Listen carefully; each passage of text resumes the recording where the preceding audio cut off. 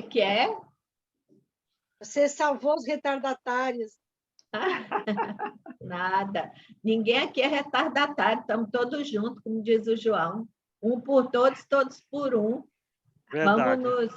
Vamos ali acorrentadinhos um com o outro ali, ó, não solta a mão, não. Não, isso é alimento, né? Nós acabamos de ler no livro Claro, Ação e Reação. É aí que a gente se alimenta, né? exatamente. A gente parou no item 10 do capítulo 1 da segunda parte, certo, Malu? No 9, né? Fomos até o 9. O 10 nós vamos começar hoje.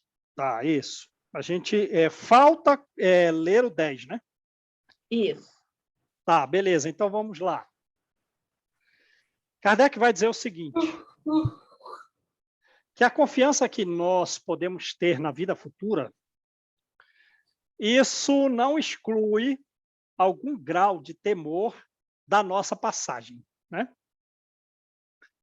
Algumas pessoas podem ter a confiança de que a vida continua, de que existem colônias espirituais superiores para as quais ela deseja ir, mas o momento da morte ainda tem algum grau de receio, né? Certo? E que, observando as diversas passagens de diversas pessoas, se verifica que algumas são calmas e outras, aquela passagem se registra pela agonia ou até em convulsões terríveis, né?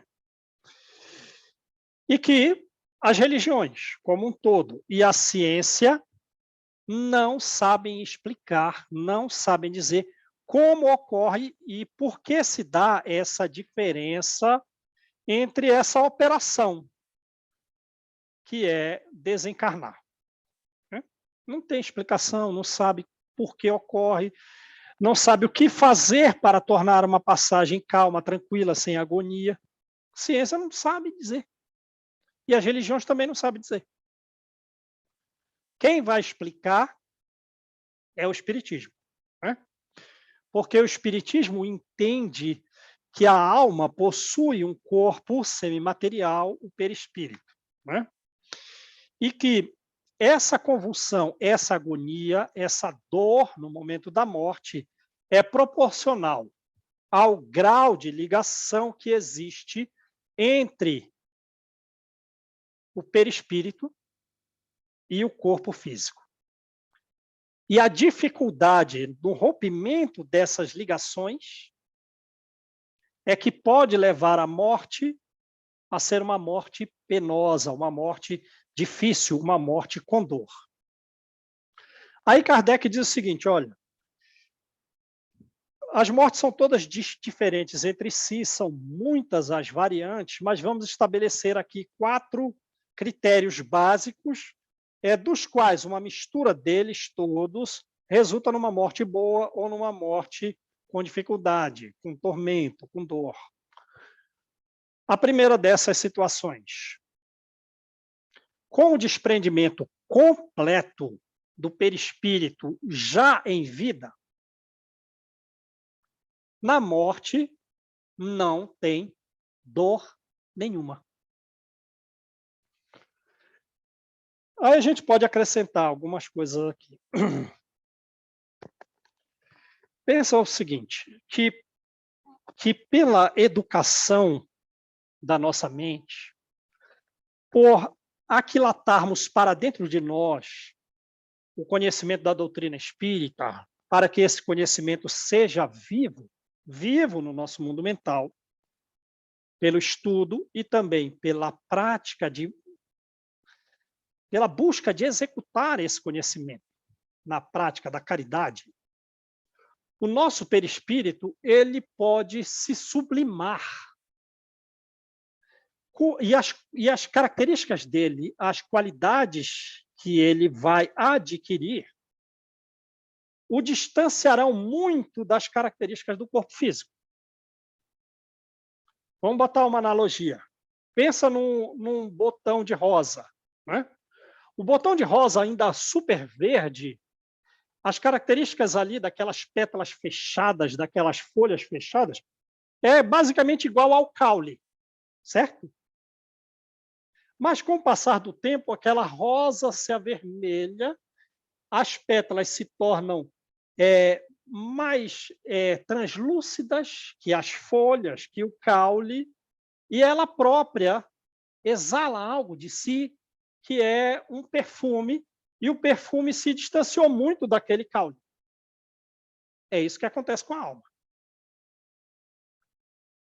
Você pode virar o perfume, mas depende do que você se alimenta. De conhecimento e de buscar praticá-lo. O máximo que for possível. Né? Então, aí, o seu perispírito vira a luz. Se distancia muito da carne orgânica. Vira uma luz perfumada. Pelo amor de Deus, é um desprendimento completo em vida. Quando você morrer, como que se vai reter a luz? Como que o corpo vai reter a luz? Como que o corpo orgânico vai reter o perfume? Não vai reter. Foi. Não tem dor nenhuma. Agora, quando essa coesão é máxima entre o perispírito e o corpo, quer dizer, não se levou uma vida a ponto de desenvolver as qualidades a que o perispírito humano pode atingir. Se fez justamente o contrário. Então, é aquela flor embotada que não saiu daquela posição de similitude ao caule. Morreu. Complicou. Ali vai ter dor, ali vai ser uma agonia. Vai ter uma convulsão terrível. Outro caso, se a coesão é fraca, e ainda praticar o desapego, isso mesmo, Jane. Agora, se a coesão é fraca, né, essa separação é fácil. Quer dizer, Kardec botou um grau intermediário, em que há uma fraca coesão, mas a coesão ainda existe. Porém, por ela ser fraca, esse processo separativo é fácil, é simples. Porque imagina assim, o seguinte, o máximo que der possível é, por exemplo, talvez o falecimento do Chico Xavier, ou o falecimento que o Divaldo terá. Porque os perispíritos sendo pura luz, e cada vez uma luz quintessenciada e mais ampla, e o corpo tendo atingido a decrepitude pela idade, a separação se tornou dupla. Pela própria evolução das qualidades do perispírito e também pela própria decadência do corpo físico. Deu para entender? Agora, imagina, eu não me desenvolvi moralmente, eu não estudei, não busquei praticar a caridade, mas vou morrer velhinho. Ainda assim, já há uma separação, mas não é porque houve uma evolução do perispírito. A coesão se tornou fraca porque o corpo está decaindo em função do envelhecimento, em função da doença. É outra razão, percebe? Mas, enfim, se a coesão é fraca, e ela pode ser muito fraca se há uma elevação das qualidades perispirituais e também uma decrepitude do próprio corpo, que vai voltar a ser inorgânico. A coesão sendo fraca, a separação é fácil. E o quarto caso, se deu o fim da vida orgânica. Deu o fim da vida orgânica. E ainda tem muitos pontos de contato pela afinidade eletroquímica do perispírito com o corpo, são muito semelhantes, mas a vida física já se extinguiu, acabou, morreu. Mas tem muitos pontos de contato, muita similitude, muita afinidade da química mesmo, entre o perispírito e o corpo. Não vai ter a separação fácil. E a alma vai sentir a decomposição do próprio corpo físico até que haja o desfazimento do contato. Deu para entender? Então, nesse último caso, ocorreu a morte, mas não ocorreu a desencarnação. pessoa morreu, mas não desencarnou. Pelo amor de Deus, aí o corpo está entrando naquela fase de apodrecimento total e o perispírito vai ressentir. Como tem o caso no livro Ação e Reação. Né? Como tem no livro Ação e Reação. Lembra daquele homem que ele foi morar no prostíbulo para manter o vício sexual e ele roubava as pessoas na rua para ter as relações sexuais com as mulheres do prostíbulo? Quando ele morreu, ele se manteve vinculado ao corpo físico, o corpo físico apodreceu e ele ressentiu aquilo e depois passou um tempão. E, digamos, aí ele desencarnou. Mas as recordações que ele carregava daquele momento muito emotivo que ele viveu, de sentir a decomposição do corpo, foi tão marcante que passou lá uns 100 anos. E ele se lembrava daquilo, porque a gente se lembra do que marca emocionalmente. Então, ele continuava, já tendo morrido, a ter um cheiro de carne podre. E André Luiz quase vomitou quando chegou na casa em que ele estava abrigado, lembra? Uma coisa que me impressionou, uma pessoa da minha família, que não é espírita, né? Já de mais idade do que eu, nunca abriu um livro espírita na vida, nunca abriu. A pessoa tem medo de, quando morrer, sentir a decomposição do corpo físico. Aquilo me chocou. Na hora eu não demonstrei, né? Mas eu já falei, essa pessoa já viveu isso. Porque de onde vai trazer esse conhecimento que está registrado só nas obras espíritas e ela nunca leu o livro espírita? Então, foi algo que marcou tão significativamente que a reencarnação não conseguiu apagar. Então, a pessoa volta... Então, no caso, a pessoa que tem aquele medo de ficar preso ali na matéria e tal, e sentir aquele estado de decomposição, sentir, ver, passar por aquilo, ela já teve esse processo? Provavelmente, né? Sim, porque de onde vai tirar essa ideia? Então, eu conheço várias pessoas, por isso que eu estou perguntando, porque eu conheço várias que não são espíritas, não têm conhecimento algum, nunca pegaram no livro, entretanto, tem aquele medo, né? Eu tenho para mim que acho que eu já fui cremada, porque eu digo que eu não quero.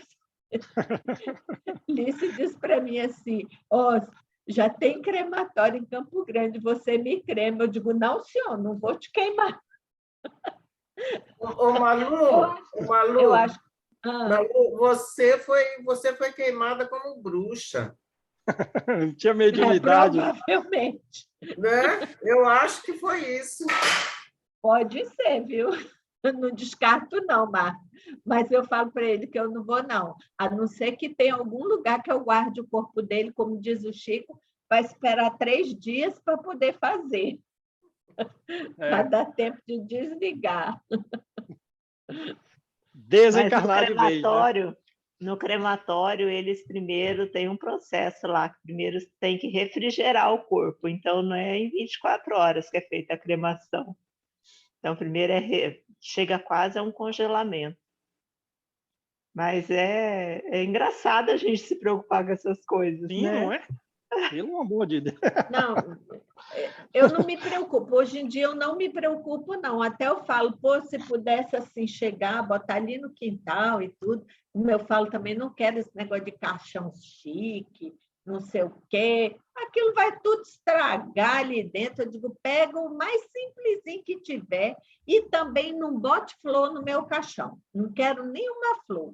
Nem me mandem coroa, nada disso, não. Gente, deixa as plantinhas na terra. Para que bota naqueles troços para a bichinha morrer? Não, deixa elas plantadas lá, não me bote flor no caixão.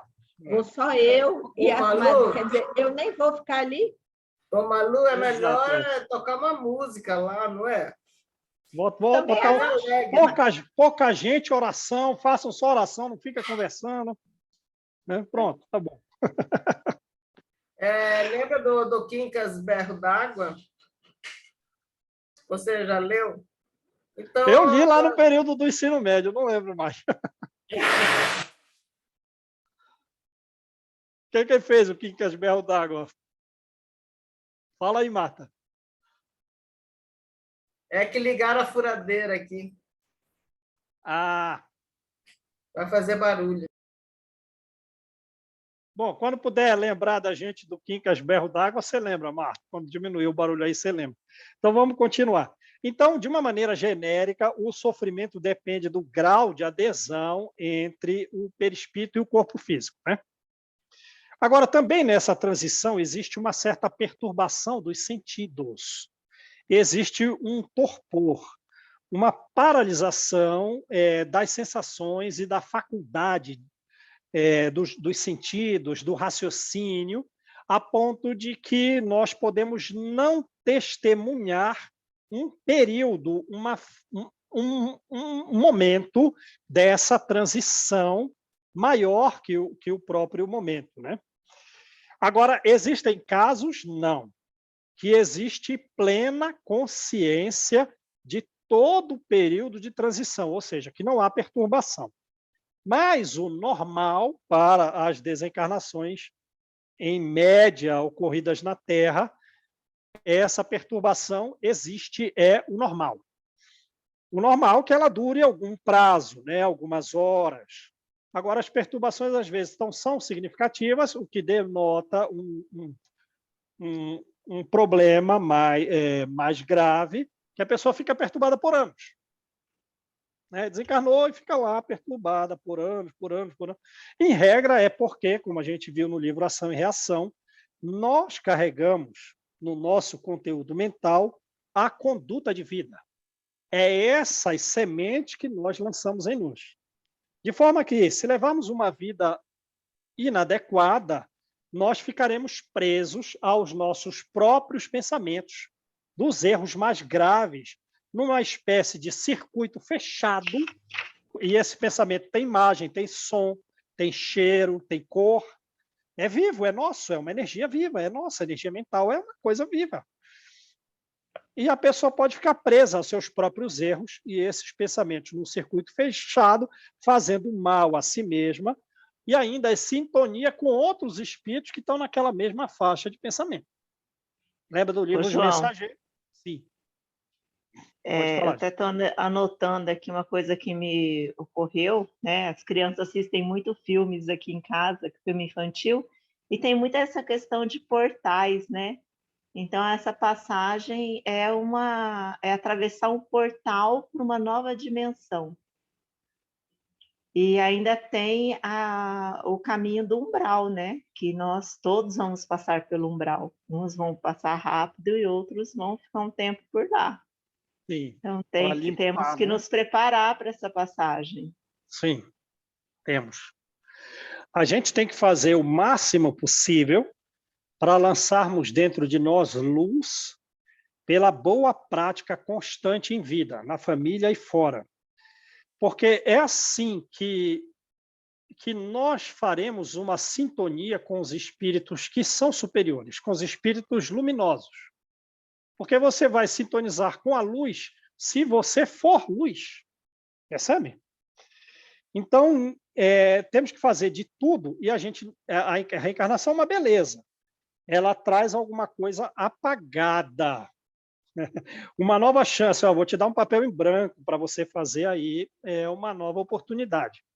Mas não é bem apagada, porque existem sinais kármicos na nossa mente, não sinais fisiológicos, naturalmente sinais fisiológicos de alguma doença, alguma coisa congênita, é algo mais grave, caso tenhamos praticado erros mais significativos em vida, vem com o próprio registro no corpo. Mas, estando com um corpo super saudável, existem arquivos mentais de erros de vidas anteriores que vão surgir mais ou menos naquela mesma faixa etária que nós praticamos aqueles desvios. Agora, como aí a prova? Foi essa prova aí, está aí a prova de novo. O que você vai fazer? Você vai cair ou você vai superar? Essa foi a prova que você caiu. Como você está? Você consegue superar essa prova, suplantar, se construir em cima da prova? Sim, consigo. Então, você vai lançando luz em você e isso faz com que o seu portal seja um portal de contato com espíritos que já o atravessaram, né? Você vai passar a ter um intercâmbio de pensamento, de energia, com quem já passou por esse portal. Então, voltando aqui, existe um momento, então, de falta de consciência, em regra, de falta de percepção das sensações, quando o espírito parece estar fechado um pouco nele mesmo, não sabe o que está acontecendo lá de fora. E essa perturbação pode ser de um período grande. Lembra do livro Ação e Reação? Aquela mulher que foi até praticar a caridade para a sua vida ali, o restante de vida, tentando praticar a caridade, mas quando ela era jovem, recém-casada, expulsou a mãe de casa, porque a mãe era pobre.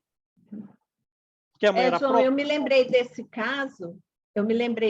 caso aí, dessa moça, né, que ela expulsa a mãe, dizendo que não era nem a mãe dela, que ela tinha sido roubada. E me lembrei também do caso daquele rapaz que ele chega e ele diz assim, mas quem são meus amigos de vidas anteriores? E tudo que ele não lembra, ele não consegue lembrar, ele não consegue. O que será? Porque esse daí a gente ainda não teve a finalização. Até agora a gente não sabe o que aconteceu com ele, né? Ele está lá na mansão, mas ele diz assim, eu não me lembro, eu não lembro de ninguém. Eu estou aqui, mas não tenho um parente, um amigo, ninguém. Sim. Né? Então, eu me lembrei desses dois casos aí, né? Na hora que você estava aí falando, eu me lembrei da moça e me lembrei desse rapaz. Eu digo, gente, o que será que a gente faz, né?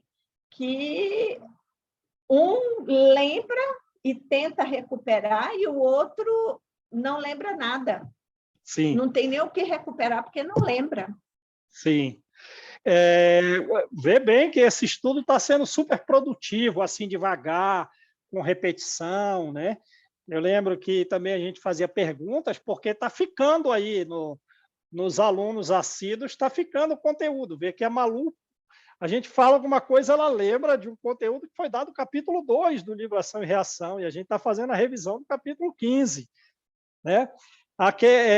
Ou do capítulo 4 ou 5 também. Aquela jovem, então vejam bem qual era a perturbação dela. Morreu faz tempo e não sabe que está morta. Ela se acredita viva. Ela não sabe que está chegando numa mansão ali, que ela está sendo atendida, não sabe. Ela está com o pensamento dela pensando na mãe. E no momento da morte, não me deixa morrer, vira para Silas, que é o enfermeiro da mansão, acha que o Silas é um padre vivo, né? E pede para que seja feita a oração da extrema-unção. E também vinculado ao momento da morte e a expulsão da mãe de casa. E depois ela trabalhou na caridade para apagar essa falta grave pela falta de honra em relação a honrar pai e mãe, ela não honrou a mãe, carregando essa perturbação tão significativa, vivendo tão gravemente aquele momento remoto do período juvenil, que ela está morrendo, não sabe que está morrendo, está perturbada ali, não tem noção da realidade que está vivendo. Já morreu faz tempo, está sendo atendida na mansão, continua com a mesma perturbação. O outro, que a Malu lembra, é um jovem, está numa situação melhor que ela, porque ele está estudando dentro da Mansão Paz. E ele vem para Druso e pergunta assim, Druso, ora, essa não é a primeira vez que eu morri. Naturalmente, eu já morri antes. E cadê os espíritos desse interstício entre vidas anteriores que eu já tive, que eu não estou lembrando deles? Porque Kardec diz, né? Kardec diz, quando a gente morrer, a gente vai recordar de vidas passadas. E André Luiz vem complementar Kardec. Ele vai dizer assim, depende. Você vai se lembrar se você levou uma vida digna. Então, o jovem já, naturalmente, com alguma esperteza, então, não levei alguma vida digna. O que você está fazendo aqui na mansão? Aqui em região infernal. O livro fala, literalmente, usa esse adjetivo, região infernal. Não tem luz solar. O relógio deles não é um relógio de 12 horas, é de 24, porque não sabe quando é dia, não sabe quando é noite, a não ser pelo relógio. Sim, você não. Eles não dialogam isso, né? O que eu estou relatando aqui. Sim, você não levou de vida digna, senão você não estava aqui na Mansão Paz. E se você tivesse levado uma vida digna, você iria se lembrar desses personagens de interstícios de vidas anteriores. Porque aí o Druso faz uma analogia. O nosso pensamento, quando a vida é digna, ele é limpo. Então, é uma água capaz de refletir as belezas celestiais, as estrelas. Agora, quando a coisa está conturbada, a água está muito movimentada, não reflete a luz estelar. Lembram? Ele fala isso. Então, vamos lá. Então, essa perturbação, ela pode ser uma espécie de sono profundo, confuso, uma espécie de pesadelo, que o despertar pode ser muito lento para que retorne a memória, para que retorne aqueles conhecimentos que nós demonstramos ter aqui. Percebe? Pode ser que a perturbação seja tão grave, em algum episódio de vida anterior, que eu morri, me fechei naquele pensamento. Então, esse aí era o João que ficava falando do livro Céu e Inferno, falando do livro Ação e Reação. Agora veja aí como está o estado dele. Não tem memória e aqueles conhecimentos que ele parecia ter estão obnubilados atrás de um erro crasso que ele cometeu e que está lhe marcando agora, por alguns anos, a estada dele aqui no plano espiritual. Entenderam a coisa? Agora, outros despertar não, pode ser mais rápido, mais calmo, pode ser agradável. Né? Puxa, como foi a morte de Dimas, lembra Dimas? Ele era um trabalhador espírita sem estudo. Então, mas ele trabalhava muito a ponto dele antecipar a morte dele, mas ele não foi considerado um suicida. Pelo tanto que ele trabalhava meio atribulado, né? Sem cuidar de si mesmo, só atendendo os outros, ele vai morrer antes da hora, mas não era suicídio. Mas não tinha conhecimento. Então, quando ele desencarnou, ele ficou preocupado com a família, aí voltava as doenças. Aí ele fazia uma oração, o perispírito refletia na hora, melhora. Bum, orou, está bem o perispírito. Bum, lembrou da família, volta a todas as doenças. Quer dizer, ficou oscilando num estado bom e num estado ruim. No estado de calma, no estado de pesadelo, voltando às dificuldades da doença que ele tinha. Né? Então, o prazo é variável. Então, começa assim, o processo envolvendo o desencarne e a morte. Sofrimento pelo grau de agregação entre o perispírito e o corpo, algum período de inconsciência, paralisação das faculdades mentais e algum grau de perturbação mental, que pode ser calmo, suave, leve, a gente já desperta, está bem, ou pode ser ruim. Né? Então, como alguém falou aí, a Jane falou, vamos exercer o desapego, né? Porque esse desapego, esse estudo, a prática de pensar nos outros antes de pensar em nós mesmos, faz com que eu quintencie o meu perispírito, dando a ele qualidades distintas do corpo físico. E antes de eu morrer, então, eu já estou desprendido, meu corpo físico, do próprio, o meu perispírito do corpo físico. Então, quando chegar o momento da morte, desprendimento fácil, nada penoso, né? Uma ligação muito fraca, se ainda tiver alguma coisa, é um desprendimento natural, calmo, pacífico. Eu passo a ter consciência do momento da morte, né? O desprendimento começou antes dela, eu estou identificado com a vida espiritual. Lembra no livro Obreiros da Vida Eterna, a morte de Adelaide? Chega a equipe espiritual, uma trabalhadora espírita muitíssimo dedicada e que também passou por dores muito significativas, porque a dor tem a função de nos fazer evoluir muito mais do que o estudo e a prática do bem. Aí a equipe espiritual chega para fazer o desprendimento dela, ela diz, não, espera aí, deixa que eu faça o meu desprendimento. Então, veja o grau de consciência dela, né?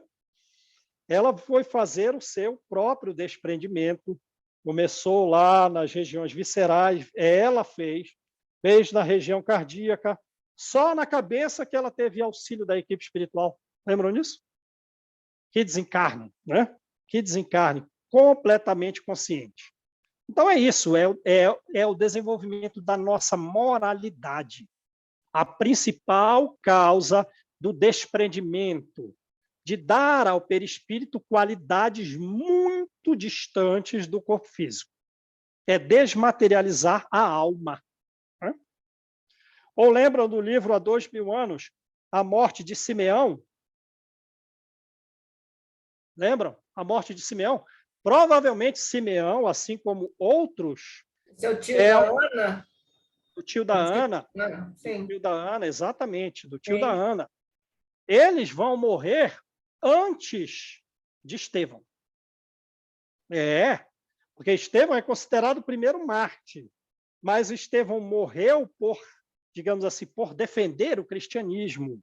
Ele morreu pela causa de ser cristão. Agora, muitos outros morreram antes dele, por defenderem o cristianismo em função das agressões do mundo, por assumirem uma postura cristã. Então, ele, já de idade, então vejam, decrepitude do corpo físico já com uma razão para a separação significativa da alma do corpo. Muito estudioso, continuou a pregar as verdades de Jesus na Samaria, se iluminou a ponto de ter contato com a espiritualidade superior, foi conversar com Jesus diversas vezes, teve uma morte no mundo primitivo, teve uma morte, digamos assim, não natural. Né? Lembra como ele morreu?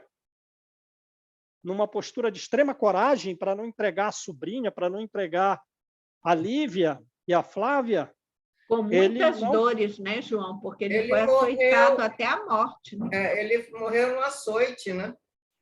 Morreu, foi amarrado na cruz, que ele botou a cruz na frente da casa dele para ensinar diariamente o evangelho às pessoas ali da região dele, e começou o suplício dele, lembram? Aí eram 6 homens que iriam supliciá-lo. Veio o primeiro e chega para o chefe, né, o suplício Tarquínio, diz: eu não posso fazer porque tem uma luz na cruz que me impede de continuar a açoitá-lo com chicote. Aí, então tá, sai. Coloca o segundo, vai pegar o chicote. Tem uma luz que me impede de fazer isso. Lembram disso? Aí, então me dá, eu vou fazer aqui. Aí começa a açoitá-lo. Aí para. Depois de ter... Cada chicotada quebrava ossos dele. Cada uma. E ele orando a Jesus, para que aquilo fosse rápido. Pensa na dor. Porque a gente falar é fácil, vai lá. Falar é fácil, assumir uma postura de coragem dessa na hora é difícil. Aí o Suplício Tarquínio para de açoitá-lo e diz assim, fala, é preferível morrer, né, do que viver nas sombras mentais por ter entregado os companheiros aos homens agressivos. Aí o Suplício Tarquínio, enfurecido, enfia uma espada nele, no coração. Bom, mas naquela hora, o Espírito colocou a mão na cabeça dele. E ele olha o ambiente, não está mais na terra, na hora. Lembram disso? Tem um hino. E a cruz cai em cima do... Esse é depois. Eu estou pensando assim, porque o que a gente está estudando qual é a cabeça e o sentimento de quem está morrendo. É isso que a gente está estudando aqui. Então, ele tem uma espada enfiada nele ali. O Espírito botou a mão na cabeça dele. Nossa! Onde que eu estou? Eu estou numa Galileia do paraíso. Não teve dor. Uma espada transpassada no peito, no coração, não teve dor. E ali, hinos de glória ao sacrifício em prol da construção do evangelho no mundo. E ele olha os pássaros são luminosos. E aí aquela voz... É o caso das mortes calmas e do despertar pacífico, né? Que o Kardec fala. Mesmo sob agressão, sendo assassinado. E num determinado momento aquela voz, né? Inconfundível. Simeão, repousa agora, porque chegaste ao meu reino. Lembram disso? Jesus, no desencarne, falando com ele. Pelo amor de Deus. É o desencarne de Paulo. Lê lá o Paulo Estevão. O corpo de Paulo rolou como nem lembro qual é a palavra do livro, rolou ali como se fosse sei lá, um objeto qualquer ali. Teve a espada passada na cabeça. Eu lamento por isso. Não me lamente. Você que é digno de lamentação, eu vou para o Pai. Você vai voltar, né, para Nero. Cumpre o teu dever. Pelo amor de Deus, cumpre o teu dever. Quem vai falar para outra pessoa para passar uma espada na sua garganta? E o corpo caiu como um despojo ali de sangue para todo lado, embolado. O Emmanuel usa essa palavra ali, enrolado. Quer dizer, você observa aquela morte, meu Deus, que morte cruel. Que nada. Isso é que o corpo está sofrendo. Porque rapidinho ele está no plano espiritual. Está sem visão. Lembra? Alguma perturbação ali. Talvez pelo receio de morrer. Que é natural, né? O receio de falecer é uma coisa normal, mas ele vence aquele receio, apesar do receio existir. Apesar de ter o receio, ele segue em frente com as posturas de coragem. Então, ele está cego. Vê a perturbação? Onde que eu estou? Aí lembrou de quando ele ficou cego. Aí lembrou de Ananias. Lembra disso? Aí Ananias se aproxima dele. Saulo. Quem me chama? E eles vão repetir a cena inesquecível. Eles vão repetir a cena inesquecível. Né? Ananias. Aí Ananias dá de novo a luminosidade e ele olha. Meu Deus do céu. Aí está no campo celestial, mesma coisa. Hinos celestiais em prol do sacrifício da vida, para que o evangelho de Jesus fecunde na terra. E muitos espíritos que tinham sido mortos pelos romanos, muita gente vem ao encontro dele, muita gente. Onde a gente vai, Paulo? Ele quer rever as suas glórias, as viagens gloriosas que ele fez, né? E quando ele chega em Jerusalém, meu Deus, aqui foi onde eu errei, quero orar. E quando ele ora, vem os três. Jesus no centro. Né? Abigail, Estevão. E Jesus deixa, os irmãos se aproximam. Mas ele olha para o mestre, e aí? Consegui? Fiz o que eu deveria? Sim. Sim. Né? Você cumpriu. Essas são as mortes. Mesmo que o corpo, como fala Santo Agostinho, ainda que o corpo caia num monte de estrume, tem no Evangelho, lembra? Tem no Evangelho. Que o espírito possa pairar sublimado, muito alto, no corpo num monte de estrume. Então, né, essas que são as mortes aí adequadas.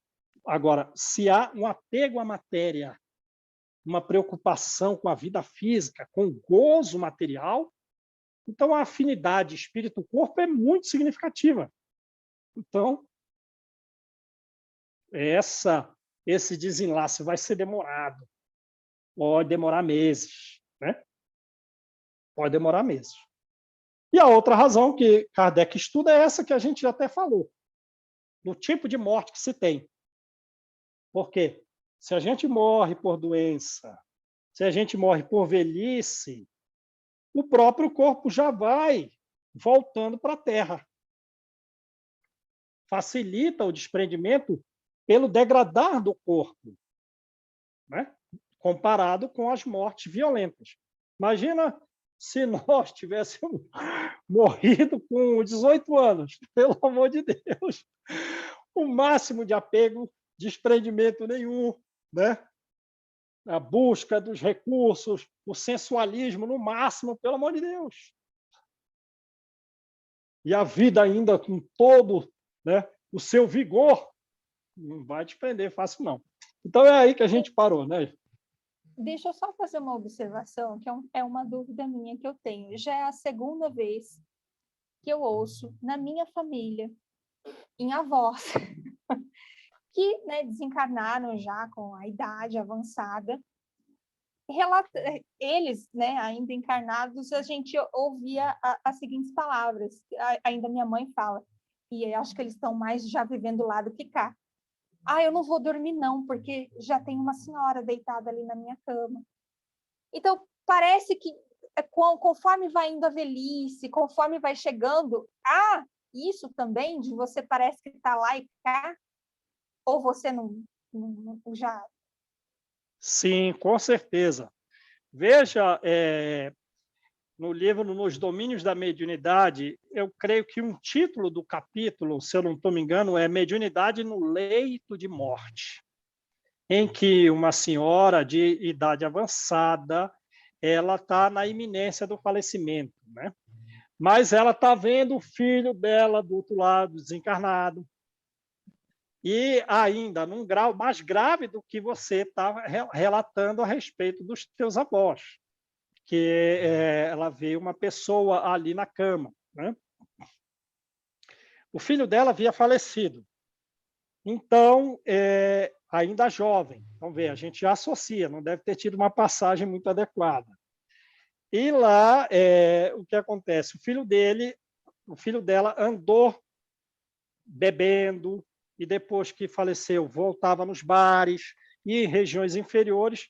Então, as ideias que ele trazia dessas regiões inferiores, ela via, não só ele, porque a clarividência não é só ver o mundo espiritual, mas a depender do grau de afinidade, você vê o pensamento daquele espírito, ele te transmite a própria ideia. Então, sim, a mediunidade no leito de morte é algo comum, né? Então, no caso aí dos teus avós, de repente veio uma equipe espiritual para fazer o desenlace, porque morrer e nascer é uma operação especializada. Então, ela está vendo uma pessoa que talvez tenha vindo desenlaçá-la, auxiliá-la no próprio desencarnar. Né?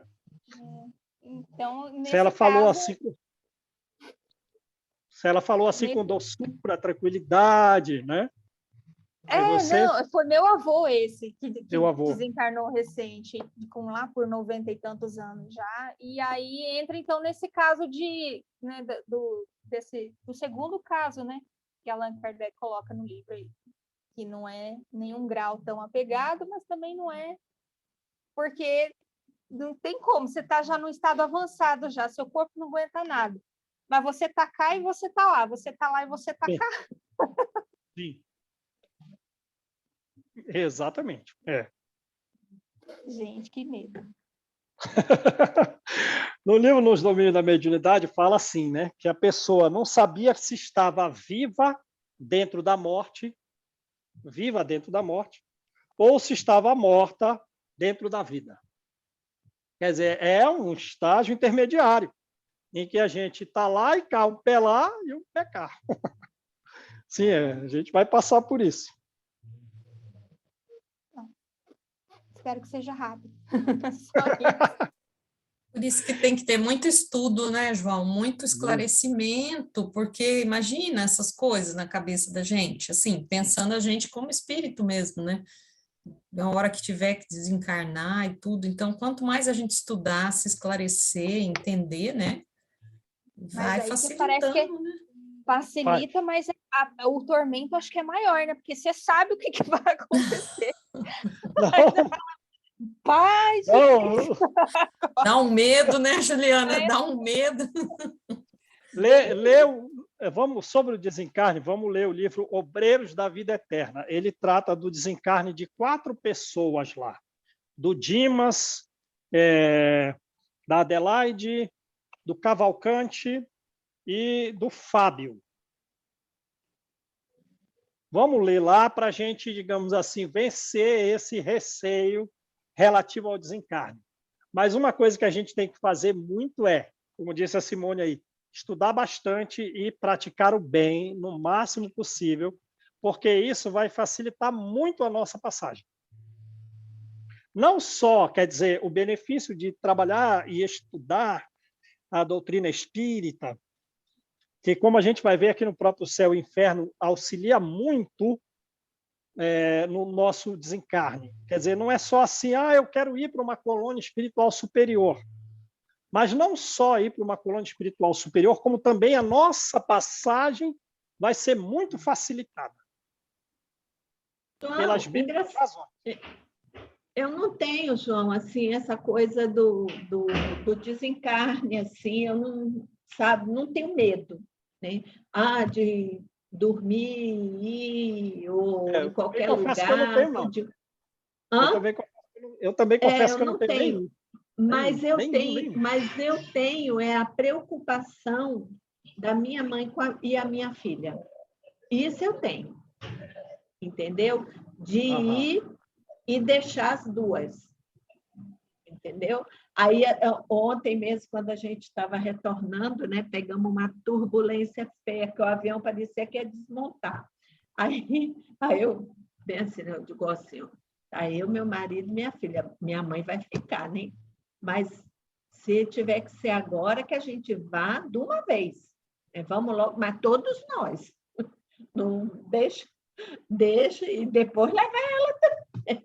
Eu fiquei fazendo minhas orações assim, pedindo que fôssemos os 3, já que estávamos ali. E minha mãe, como não estava com a gente, né, eu pedi que ela também fosse logo, sabe? Não ficasse aqui, porque quem que ia cuidar? Então, é uma coisa assim, a minha preocupação quantos anos ela tem? Quantos anos ela tem, Malu? A sua mãe? 81, né? Ela provavelmente vai desencarnar antes de você, né, Malu? Então, você não vai desencarnar antes dela, né? Mas tem tantos casos, João, que é antes, não então a gente nunca sabe, né? Mas, eu só peço para, se for, vamos logo todo mundo. Bota aí o grupo todo. Os meus pais desencarnaram já. Minha mãe tem 2 anos e o meu pai aí foi bem recente, aí, sábado passado. A minha mãe foi uma das pessoas mais amorosas e doces que eu conheci na vida. E, ao fim da vida, ela estava com Alzheimer, né?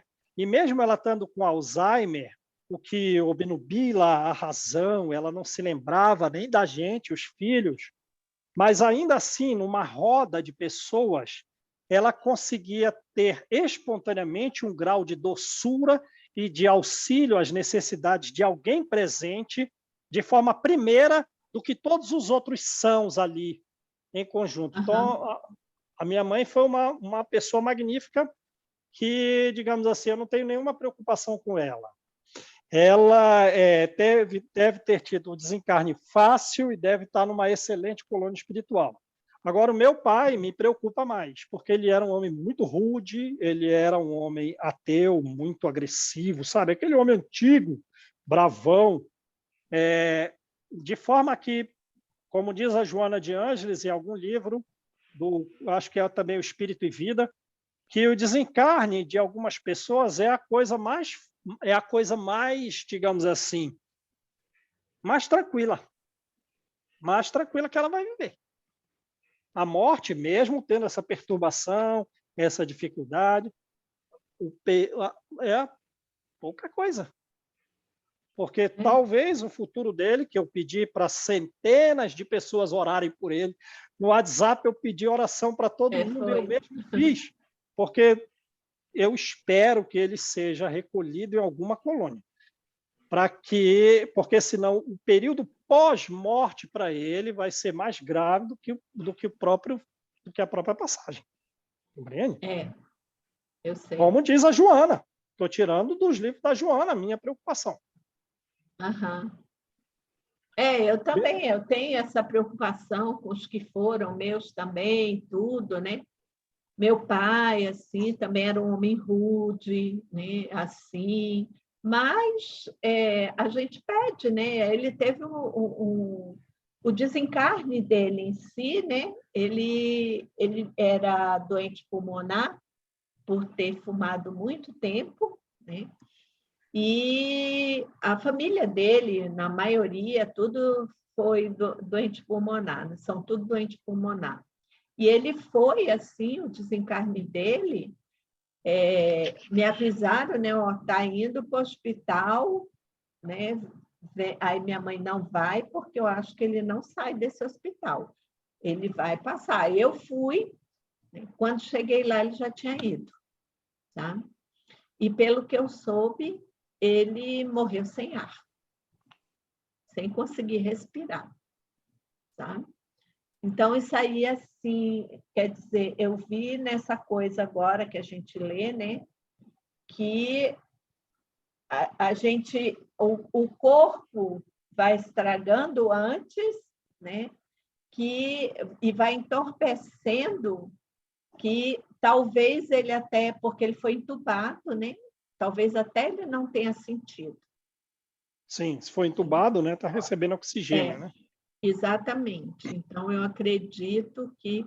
Mas foi muito rápido, João. Entubou ele, tudo, não demorou, ele foi. Acho que a Jane quer falar alguma coisa, né? Jane estava com a mãozinha assim, né? É que eu estava aqui pensando que muitas vezes a gente acha que nos afligimos, né, diante desse momento. Você viu, foi tocar nesse assunto, quantas coisas, né, a gente vem, acho que vai ficar nesse capítulo, vamos ficar no resumo, mas é importante que a gente extinga, né, todo o aprendizado, né, e ainda assim a gente não consegue no estudo. A gente perceber que nós não temos controle de nada, nada está sob o nosso controle, e que a nós cabe praticar o quê? O desapego às coisas materiais e a confiar na providência divina. Então, por exemplo, eu falo isso porque é uma coisa que já me tirou o sono muitas vezes, né? Preocupação, como que ficaria meus filhos? Mas e aí? Eu estando aqui ou não, a vida dos meus filhos não pertence a mim, pertencem a Deus. Então, Deus tem um propósito na vida deles. A espiritualidade nunca vai os desamparar, independente de eu estar aqui ou não. Então, a mim só resta confiar na providência divina, né? E exercitar essa fé. A gente sabe que nenhum de nós está desamparados. É isso, desapego, olhar esse controle que a gente acha que tem das coisas e exercitar a nossa confiança, a nossa fé diante da vida. Com certeza, verdade. E sabe como isso funciona? Quando essa corrente do bem da qual nós buscamos participar com o máximo de empenho possível, ela não termina na Terra, ela não termina entre nós. Por exemplo, quando nós fazemos um bem a uma pessoa que vem aqui em casa pedir, quando eu auxilio o filho de outros, crianças que estão estudando com a gente, essa gratidão pelo serviço prestado, pelo auxílio que nós estamos dando, ela vai no plano espiritual. As pessoas que amam essas pessoas encarnadas que nos auxiliaram, elas nos serão gratas eternamente. É por isso que Jesus disse, quando fizerem bem a um desses mais pequenino, é a mim que o fazeis. Então, imagina, a gente está trabalhando no bem. A gente acha, puxa, eu auxiliei um pedinte que veio aqui em casa dar um pão. Esquece. O seu pedido, a sua tarefa no bem, está agradando grupos e grupos de espíritos que são superiores a nós. Então, quando nós estivermos em dificuldade, ou algum dos nossos, eles vêm socorrer a nós e os nossos entes queridos. E quando vão fazer isso? Sem limite de tempo. Sem limite de tempo, porque a amizade, a fraternidade, o amor transcende o tempo. Puxa, o João auxiliou o meu neto, o meu bisneto, lá em 2022. Nós estamos em 2050, o João desencarnou, não está podendo ainda atender os próprios filhos, mas eu vou lá. Eu vou inspirar o filho dele. Percebe isso? Essa corrente do bem, ela é imorredora, gerando frutos para nós, para os nossos, para os outros, na necessidade de todos. Uma corrente que transpassa a reencarnação. Seres muito melhores do que nós. Não, eu vou inspirar. Eu vou sugerir isso aqui na cabeça do filho do João que está lá reencarnado, porque agora ele não está podendo ir. Entenderam como é que funciona? Então, a prática do bem, assim, com muito fervor constante, e a gente tem que se esforçar. Não vou fazer uma coisinha ou outra num dia ou no outro. Eu tenho que me esforçar. Gera benefícios para muita gente. Da minha família, das outras. Gera uma corrente de progresso. Beleza, gente? Mas como a Jane falou, a gente ficou só no resumo. Mas também, na próxima aula, a gente começa só no livro.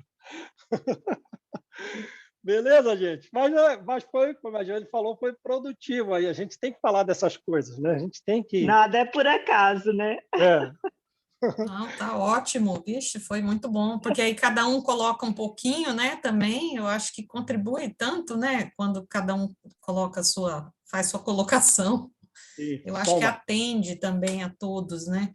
Sim. Então, vamos lá, gente. Quem faz a oração?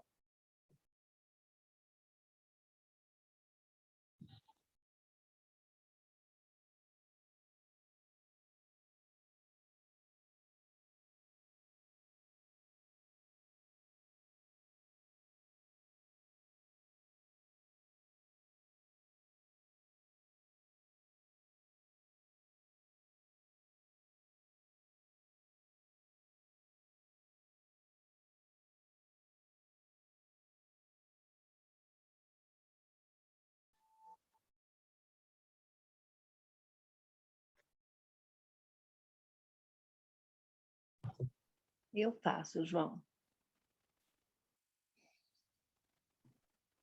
Pai de infinita bondade, carinho e amor, como temos que agradecer todos esses conhecimentos, essas trocas de ideias, que em tantas existências cometemos muitos atos cruéis e não tínhamos o entendimento.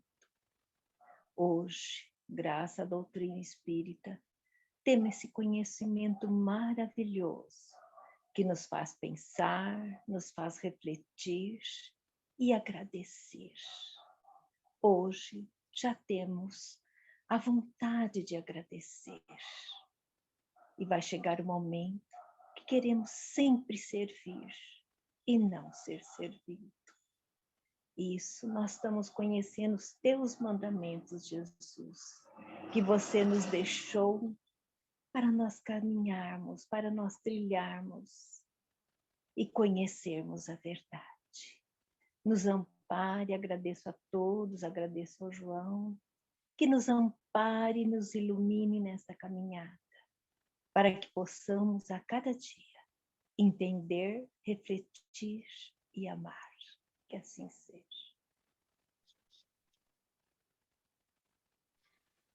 Tchau, gente. Um abraço para vocês. Gente. Aqui, ó. Até semana que vem.